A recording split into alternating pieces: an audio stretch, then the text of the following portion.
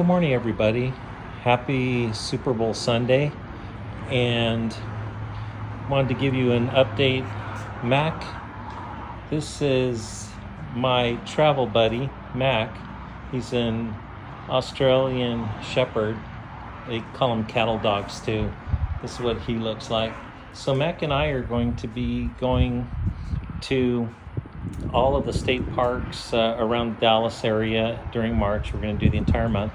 And then we're going to go to Big Bend for a week out in the complete wilderness. In Big Bend, they also allow dogs just like most of the state parks do in Texas. However, you have to have a toilet if you're going to Big Bend.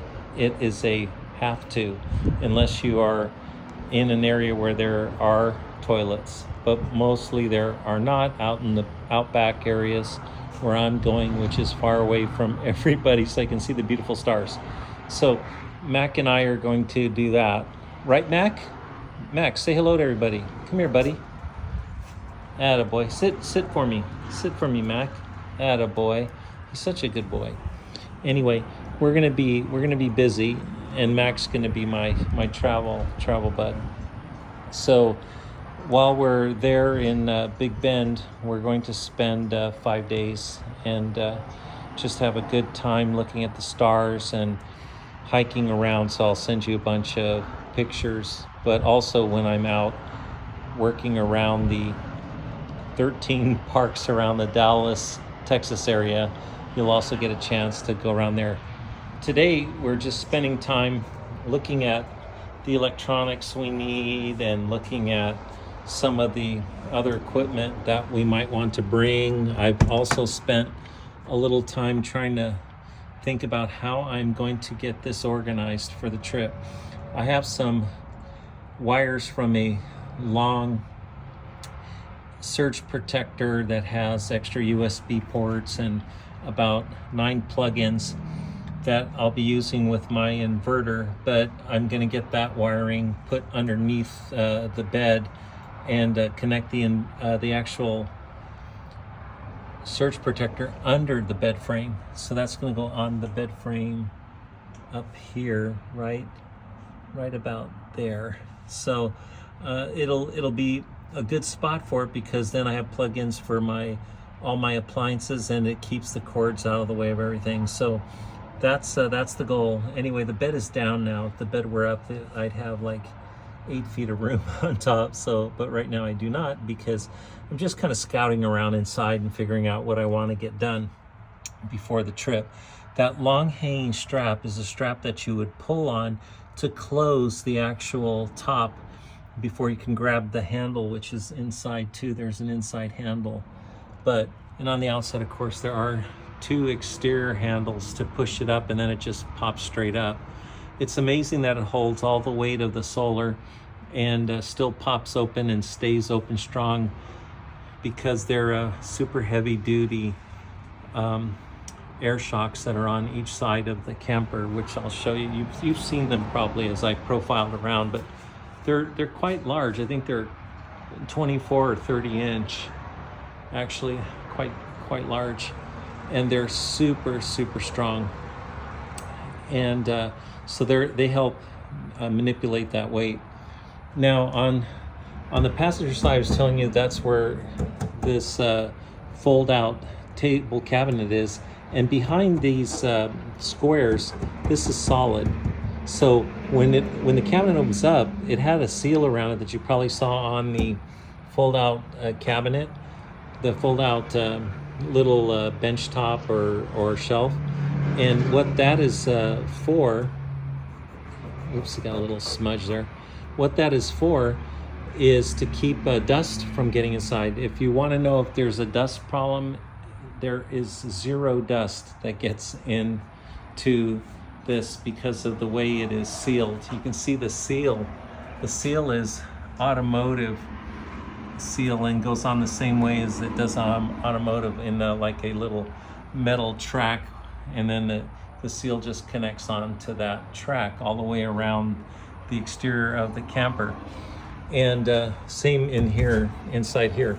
I'm going to mount here either an 8-gallon can or a gas, because out in the outback, and when you're driving in 3.5 hours into your campsite and there's no connectivity at all, zero, and they don't want you to use GPS inside there in the campground because it won't get you to the site. You have to use the site map that they give you because you have to stay on the dirt roads, and GPS just doesn't cut it out there. So this is what I'll be doing here. I'll be mounting the gas container here, either an 8-gallon or I'm going to put two 2-gallon ones on this area here.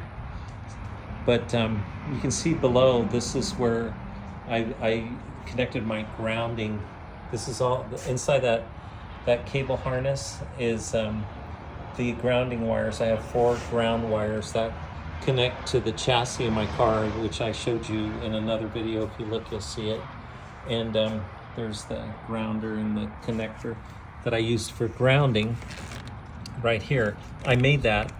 I didn't make the plastic part, but I made up the internals and put it together. They sell it on Amazon, and you have to assemble it. But that has 3 of the grounds right there, and then the 4th ground is right there. So on the actual car, I have a connector box that it connects to. I'm gonna walk out here so you can see it. The connector box is right here underneath the car. Can you see that connector box? There you go. There it is. And there's the connections for the connector box right on the chassis of the car. So inside this little tube, which is only 7 inches long, on this side here is where the other connector goes in, connects to an actual female. So the male coupler goes to the female coupler inside here and keeps from getting dirty, dusty, and keeps it dry. But right now it just hangs here, and I just snap it on there, and I've already got the connectors on the other side to ground it to the chassis. So that's kind of cool. So I thought I'd show you that this morning too. Okay, so we're just revving up for our trip, and I found these little really cool motion detector lights on Amazon, and they operate in 3 modes. And you can see the solar piece is up here, and the light is down there with the sensor right there. So in the first mode, it'll just stay lit. The second one, it'll blink only when people come by, and so, which is kind of neat, right? So you have only when people come by with the motion, it'll pop on, and then you have the solid light. But I don't recommend having the light on all night because bugs accumulate, but that's why the light is there near the front of the cab, because nothing can get in. You don't want to put your lights by the rear door. Even though it may be convenient to do that, all you end up doing is attracting a zillion bugs to where you're gonna get in and out of your vehicle or camper or whatever.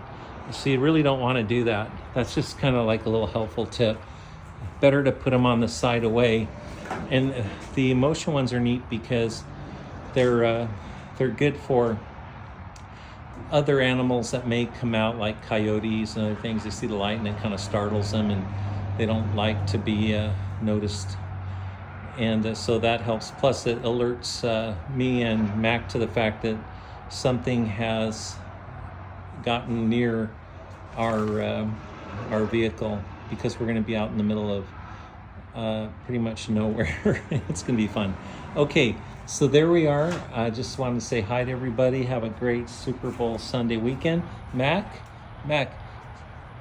everybody's going to have a great weekend, right, at the Super Bowl? Yeah, you think? I think so, buddy. I think so. All right, everybody. Have a nice time. Oh, hello, Mac. Yeah, boy. I love you too.